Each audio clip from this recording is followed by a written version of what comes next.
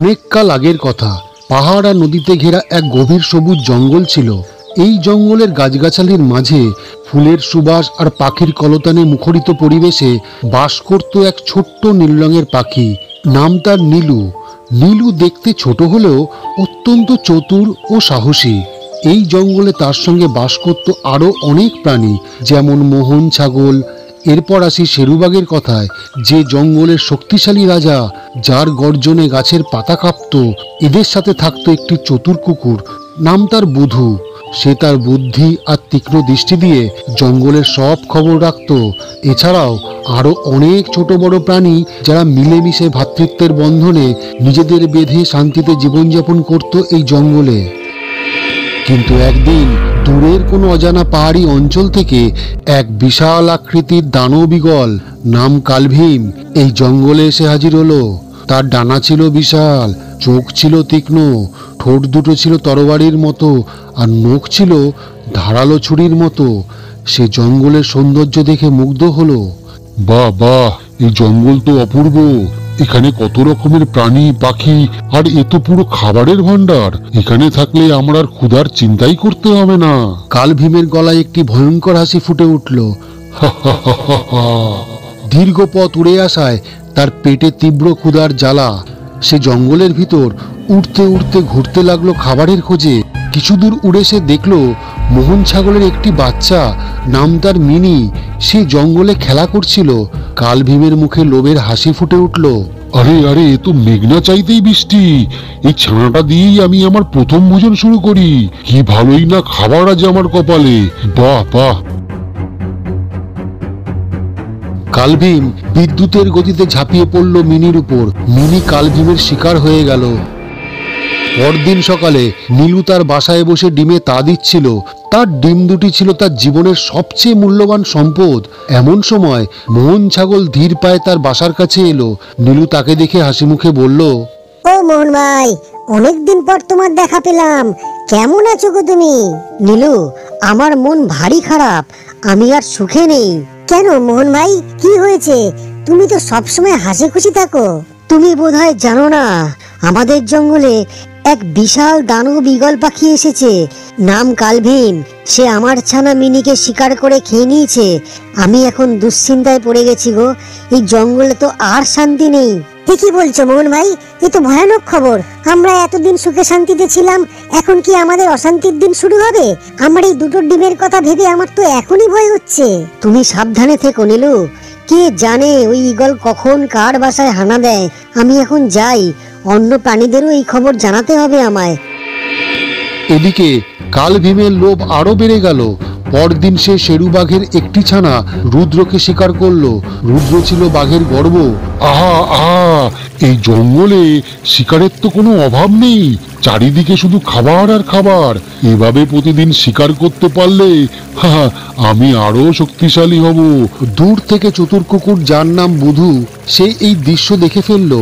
সে ভয়ে কাঁপতে কাঁপতে ভাবলো, হায় হায়, এই দানব ঈগল তো শেরু বাঘের ছানাকেও ছাড়লো না। আমি যাই, তাড়াতাড়ি শেরুবাগকে খবরটা দেই।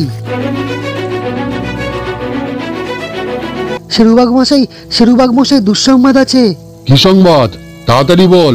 অনেকদিন তো জঙ্গলের কোনো খারাপ খবর আসেনি। আবার কি হলো? বাঘমশাই, এই জঙ্গলে এক বিশাল দানব ঈগল ঢুকে পড়েছে। নাম তার কালভীম। সে সব পশু পাখির ছানা শিকার করে খাচ্ছে। এইমাত্র দেখলাম সে আপনার ছানা রুদ্রকেও খেয়ে ফেলেছে। বলিস কি বুধু? ওই ঈগলের এত বড় সাহস! আমার রুদ্রকে খেয়েছে। আমি ওকে ছাড়বো না। ওর কলিজা বের করে আমি খাবো। এই সময় জঙ্গলে আরেকটি ভয়ঙ্কর ঘটনা ঘটল।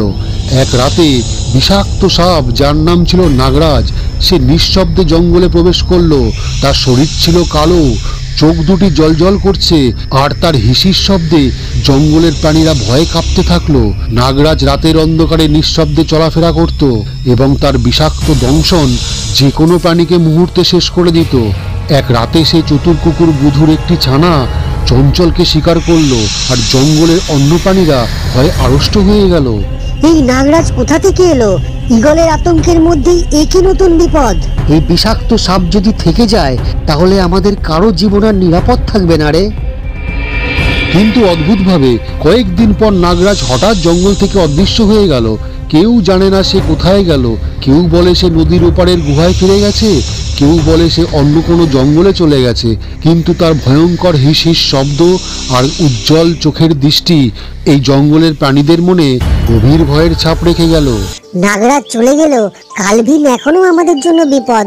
আমি যদি ঈগলকে শিক্ষা দিতে পারি তাহলে হয়তো ভবিষ্যতে এমন বিপদের মোকাবিলা করার সাহস আমাদের সবার আরো জাগবে।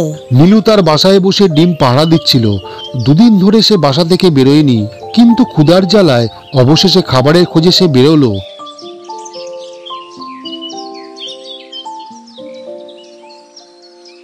সে যেতেই কালভীম উড়ে এসে নীলুর বাসার সামনে বসলো। বাহ বাহ বাহ, এখানে তো দুটো মজাদার ডিম। অনেক দিন ডিম খাইনি, আজ এইগুলোকে দিয়ে মজা করে খাবো। হায় হায় হায়, আমার ডিমগুলো কোথায় গেল? নিশ্চয়ই এই কালভীম এসে খেয়ে নিয়েছে। আমি এই দিনটারই ভয়ে ছিলাম। এভাবে চললে আমরা আর ছানাপোনা রাখতে পারবো না এই জঙ্গলে। এই ঈগলকে শিক্ষা আমায় দিতেই হবে, যে করেই হোক আমি দেব।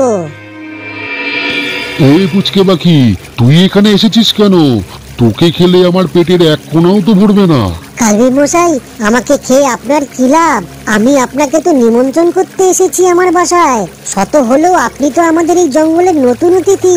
কাল আপনি আমার বাসায় আসুন, আমি আপনার জন্য রাজকীয় ভোজের ব্যবস্থা করেছি। ঠিক আছে নীলু, ঠিক আছে, আমি তোমার বাসায় আসবো।